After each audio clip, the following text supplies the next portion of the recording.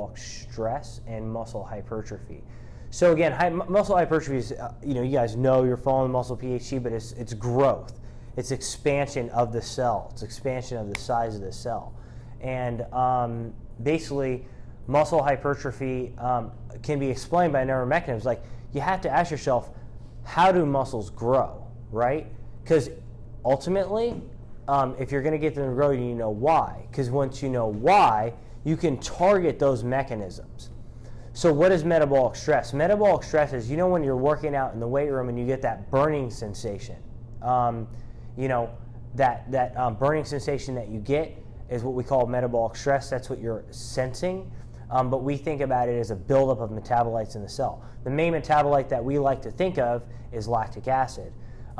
Lactic acid is so my friend, Dr. David Gunderman, basically, he did research at Texas Medical Branch, and basically he took muscle cells and he bathed them in lactic acid, and you know what he found? Just bathing muscle cells in lactic acid made them increase in protein synthesis. In other words, muscle building processes themselves are triggered by lactic acid. Now, more recently, there's research that actually showed, out of the blood flow restriction research, showed a strong correlation between lactic acid, acidity in the muscle, and muscle growth, and other metabolites that get built up during the training process itself. So we see a linear relationship between lactic acid, hydrogen ions, phosphate groups. All these metabolites that are building up seem to be triggering muscle growth themselves. So that's metabolic stress. So the question is, what triggers the buildup of these metabolites? Well, there's a couple things. You have 3 energy systems. The first energy system most of us know, and that's the ATP-PC system. Our main source of energy is ATP. It gets replenished initially by creatine. So that's why we put up a post earlier this week on creatine that replenishes ATP. But that only lasts for 0 to 10 seconds. The dominant system during high-intensity exercise, from like 30 seconds to 90 seconds, is going to be the lactic acid system or the glycolytic system. So basically, if I'm training in any repetition range that makes the set last for 30 seconds to 90 seconds, the dominating network, especially 30 to 60 seconds, the dominating metabolic system is you're using glucose or glycogen as fuel. The end product of glucose or glycogen as fuel under very high intensity activity is lactic acid, okay? So basically, you need to think, there's an article I wrote over a decade ago, and it was called like 30 to 60 seconds and grow man grow. And it was basically, the point was that when you train in that zone, you're gonna maximize lactic acid production. So when you train in that very high intensity zone, you produce lactic acid at a very high rate and you can't clear it, okay? So how do we do that? Well, number one, every time we train in that range, so what puts you in that 30 to 60 second range? Well, one, it's going to be the repetitions that you select. So if I train in a 1 to 5 repetition range, it's going to be more in that 0 to 10 second range, and I'm not going to optimize the utilization of glycogen, and therefore I'm not going to optimize the production of lactic acid. So I'm going to need to at least train in an 8 to 12 repetition range to start getting that going. But really, I would say an 8 to 15 repetition range is one way that we can target that. Now, there's another thing that will target that as well, is that we need to actually think about rest period lengths between sets. So if I do a set, Dr. Kramer did research about this back in the 90s. If I do a set of 12 repetitions, and then my friend's in the gym, and I'm like, what's up, man? Say Paul and I are training together, right? So I'm like, hey, oh, cool, I just listened to Dr. Wilson's talk today. He said to train in a 12 to 15 repetition range. So I go and I do 12 reps, and I see Paul. I'm like, Paul, did you see the muscle PhD? He's like, yo, bro, every single time, right? Every time. You know, and so I go, and now Paul and I are talking, and we talk for like 5 minutes.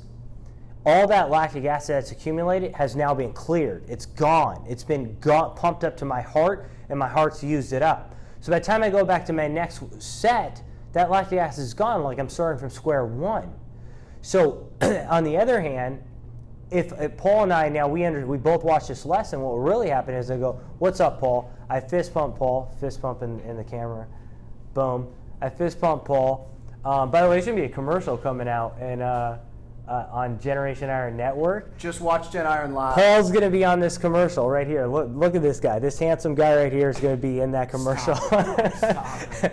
So anyway, so basically, now that we watch this lesson, I'm going to fist pump Paul, and I'll be back to my set within 60 seconds, no more than 90 seconds. And that won't allow the lactic acid to clear. So that's why rest period length is just as important as the repetition range. So you're going to have 8 to 12 repetitions, and then you're going to want to rest 30 to no more than 90 seconds. Now, I understand squats are very taxing centrally. So things like squats, you might rest 90 seconds. Things like leg extensions, you might rest 30 seconds. So that's the point. Now, is there other ways to maximize metabolic stress? If I said rest periods, one way is to actually start doing things like supersets, like giant sets. That will maximize things like metabolic stress. Then finally, another technique to maximize metabolic stress will be things like blood flow restriction. One of the ways blood flow restriction training works is that it actually traps the blood flow restriction, it traps the lactic acid inside of the muscle, and then that bathes the muscle and that lactate, and that's going to trigger a growth response. So in summary, metabolic stress, you sense it via that burning sensation while you're training. It's utilized when you use glucose or glycogen during a training session. Glycogen is maximized around 30 to 60 seconds of all-out work. To hit that range, you're going to need to train anywhere from 8 to 15 repetitions. But that's not enough. You also need to rest 30 to 60 seconds between sets so that you don't have time to clear that lactic acid. Or if you're doing real short rest periods and you want to keep moving, you can do things like supersets, strip sets, giant sets. And finally, blood flow restriction training is a great way to increase lactic acid production. So guys, that's the lesson for this week. Now I'm going to go ahead and take your guys' questions. And any advice on MindMuscle Connection? All right, Amick. On MindMuscle Connection, I think one of the things is our good friend Ben is kind of talks a lot about that. He calls it intent. Our laboratory has done a lot of research on the mind-muscle connection, and basically what we find is that when you focus on a muscle, that you do activate more of it. I think understanding the mechanics of a muscle becomes very important as well. So say that I'm doing a lat pull down, okay? I'm going to want to initiate with the lats and not the biceps. So for example, if you don't have mind-muscle connection, you see a lot of people in the gym kind of just doing this, so they're starting with arm flexion, right? But you want to initiate with the lats and pull as far down the lats you can before the elbows start flexing. That's intent. If I'm here and I'm doing cable flies, I want to flex the chest first, and then I'm focusing on flexing the chest the whole way in, okay? That is intent, and that's that mind-muscle connection.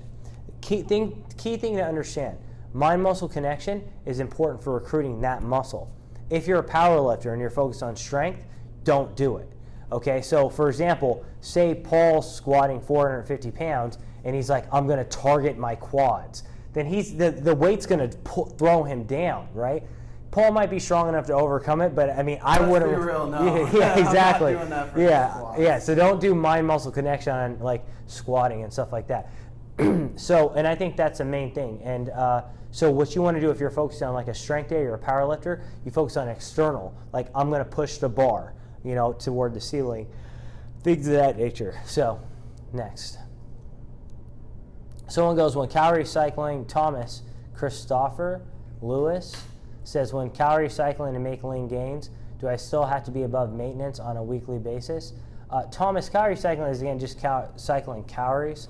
If you're trying to make lean gains, I think net you should be above maintenance slightly, okay? Now that might only be 3 days a week where you're above maintenance, and then maybe 3 days a week you're at maintenance, and 1 day a week you're slightly below maintenance to maintain insulin sensitivity. What's the correlation between MS and hypertrophy? The correlation between muscle protein synthesis and hypertrophy, I'm gonna qualify this, okay? Give us a second. I'm gonna qualify this. If you were truly measuring protein synthesis, that correlation would be high. but if you look in the studies, the correlation between this assumed measure of protein synthesis and hypertrophy with the methods that were in the 90s in the last 10 years actually seem to be low. And so, because maybe the methods are flawed. There's new techniques where they're able to measure protein synthesis for several days, and those seem to correlate better to protein synthesis. So if you were truly measuring protein synthesis, the method, it would be likely high. But again, a lot of the techniques that are in literature oftentimes are flawed, and that's why you don't see a relationship. How often should I train if I'm natural? As recovery rates. So, short answer is that you need to periodize your frequency just like you periodize your normal lifts. So basically, what I'm trying to get across to you is that, if you're training every body part every 5 days with very high volume, try backing off where you train every body part, say 3 days a week with lower volume. Or if you plateau, then maybe try training it every 4 to 5, train it 4 to 5 days a week with very low volume. When you adapt to that, go back to less training per week with higher volume. Periodize it. How to increase mitochondria? Mitochondria? Actually, mitochondria is increased generally when you do metabolic stress training. But in reality, short rest period lengths, high repetitions, like 12 to 15 reps, supersets, giant sets is how you would increase it in the weight room. But if you're also trying to increase it by things like, probably the best way to increase it, but also gain muscle at the same time, is HIIT cardio, high intensity cardio. 10 to 30 second, 4 to 10, 10 to 30 second, all out sprints. Somebody asked, actually 3 back-to-back, hyperplasia, could you elaborate more on it? Hyperplasia is a formation of new muscle fibers. To create hyperplasia, there are 2 ways. The muscle fiber can split, or you can activate a population of cells called satellite cells. They can form new muscle cells, and in order to target that, you need to have heavy muscle damaging exercise like heavy eccentric training, or a lot of growth factors, and that can be triggered by doing things like blood flow restriction. What about this one? Is HIIT metabolic stress? HIIT leads to metabolic stress. Nice. That was great. You got to highlight that one. Yeah, thanks. Well, focusing on the negative, build more lactic acid. No. This is fast. I like this. Is metabolic stress better with lightweight with a full range of motion, or heavyweight with a smaller range of motion? So lightweight with? A full range of motion, or a heavyweight with a shorter range of motion? I think that you should focus on a full range of motion most of the time, period. Lots of studies show that relates to more growth. The only time that you're going to use partials is as a burnout. So say I can no longer do curls in a full range of motion, then maybe I do partials as a burnout. And that would enhance metabolic stress. But I would, the choice between the 2, full range. What kind of rest do you take in between HIIT sessions? Typically between, so I'm assuming between sprints. If it's between sprints, then I would say anywhere from 1 to 4 minutes, depending on how hard and how short the sprint was. If it's 30 seconds, 2 to 4 minutes. If it's a 10-second sprint, maybe 30 to 60 seconds. Going back to if it's between days, you don't want to do really hardcore HIIT more than 2 to 3 days a week. Are there any supplements that can enhance lactic acid uptake? Supplements that can enhance lactic acid uptake, well, here's the thing. Most supplements are going to do like the opposite. Really, they're going to like buffer lactic acid. Yeah, so I think the main thing is, so if you use the term lactic acid uptake into different cells, and you're thinking clearance, in which case things like actually MCTs can do that. In fact, Cunane just found that MCTs increase the transporters for lactate into the cell. They're the same transporter. Would it be advantageous for somebody if they're trying to maximize metabolic stress to avoid things such as beta-alanine, sodium bicarb, or even citrulline malate for that matter? Great question. I don't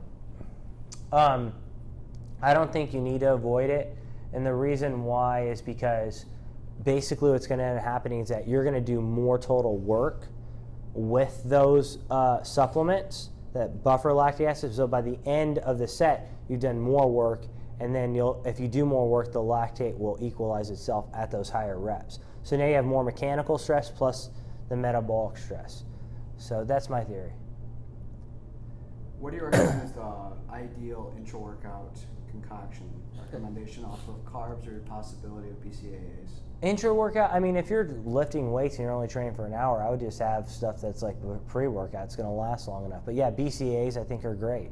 I think that's a great thing to do. MCTs are another great one if it doesn't hurt your stomach. A little bit of carbs pre-workout could be beneficial. Those would be my main. HMB for sure. HICA is a good one pre-workout. So yeah, I said HMB, HICA, BCAAs, maybe a little bit of carbs for a pump. Paul, I think it was Paul McCabe. I'm not sure if I missed it, but anyway, he's like, "You coming out with your own training programs soon?" We were just having a meeting about the Muscle PhD website that's going to be launching fairly soon, and we will be launching workout programs on that site, and that's kind of why we're setting that site up. Overreaching with metabolic as opposed to CNS. So overreaching with metabolic is, if you're gonna overtrain centrally, if you're gonna get centrally fatigued, that's gonna be more heavy lifting, whereas like high volume is gonna be a lot more peripheral fatigue, like maybe the muscles are kind of worn down. Your nutrients aren't enough to replenish glycogen stores. Maybe you have a lot of muscle damage and you don't have enough time to repair it. So yeah, there's a difference between the two. Let's see. Someone goes, BCAAs right in the morning. A lot of people are advocates of this. How do you feel? I think BCAAs in the morning are fine. I think it's a great idea. I do it because I usually wake up in the morning fasted and train, so I take BCAAs before I train. I've been working out for 1 year, but my biceps aren't growing. Help. We just had a whole, if you scroll backward on our Muscle PhD Academy, we had 2 weeks straight of biceps training. So I'd review those infographics and basically program that stuff into your training. How do you feel about bodyweight exercises? There's 3 mechanisms of growth: metabolic stress, mechanical stress, and cell swelling. Bodyweight exercises are typically like higher reps, so you're getting metabolic stress and cell swelling. If you were to do things like jumps, more plyos, you have enough force to cause mechanical stress. So as long as you are targeting all of those mechanisms of growth, you can grow. One of my friends, Nick Tuminello, is like one of the experts on bodyweight training, and he'll tell you that you can activate all the mechanisms of growth. I think it's a great method. If you do intermittent fasting and you have an 8-hour feeding window, when is the best time to train? I'd say right before you hit that 8-hour feeding window is a good time to train. During that window, so you can eat a pre-workout meal, or you could have during it, is fine too. But they did a study where they didn't show a difference where you did right before it or you did it like after the first meal. Should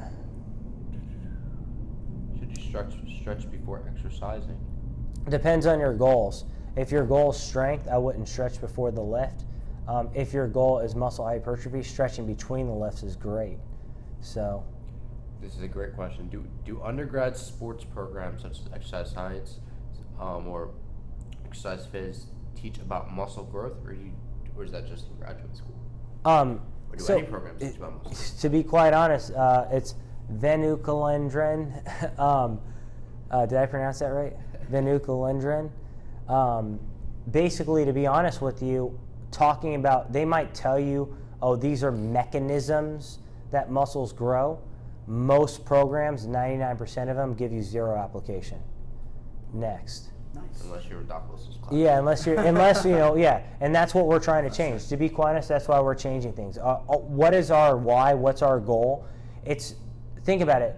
For me, when I went to school, 95% of what I was learning I couldn't apply. And wouldn't you like to be able to apply everything you learn? That's what we're going to give you. That's what we're doing right now. How do you know if a muscle is fully recovered? Well, you're stronger than you were last time is one way to look at it. Your perceived recovery on a scale of 0 to 10 should be at least 8. Soreness is gone. Performance is good. Those are the main ways to target it. Danielle DeLuca. Danielle DeLuca. Hey, Danielle. Creatine is not utilized unless you take it consistently for several weeks, right? Do women produce enough creatine? Danielle, if you're only taking 2 to 5 grams a day, that's correct. If you take 20 grams a day divided in like 4 to 5 servings, you could be saturated with creatine in 3 days. So it depends on what your strategy is. Now, a lot of women don't want to do that because of the weight gain at first. They might gain 2 or 3 pounds. So that's why oftentimes I recommend just to do the slower process. Recently heard that fast carbs are not needed immediately post-workout, that a high-quality protein shake is sufficient to spike insulin and to eat a meal with carbs an hour after the shake. Thoughts on this? I think that's a sound thought. Yeah. I mean, let me say this. It all depends, but I think if you're assuming your goal is muscle growth, and I think that's correct, there's some evidence that a ridiculously high amount of like carbs and insulin could be beneficial for stopping protein breakdown, but I don't think it's super necessary. How to train your pec major? Well, a clavicular head. The clavicular head of the pecs major is going to be essentially a horizontal adductor. So it's like when you do a hug, it's gonna bring your arm across. But one thing, it's also a shoulder flexor. Okay, so if you're gonna target the upper head of the pecs, you're gonna want to get an angle, probably like a 35 to 45 degree angle on the bench press. That's gonna be 1, and 2, you're gonna have more of a shoulder width or slightly more in a shoulder width apart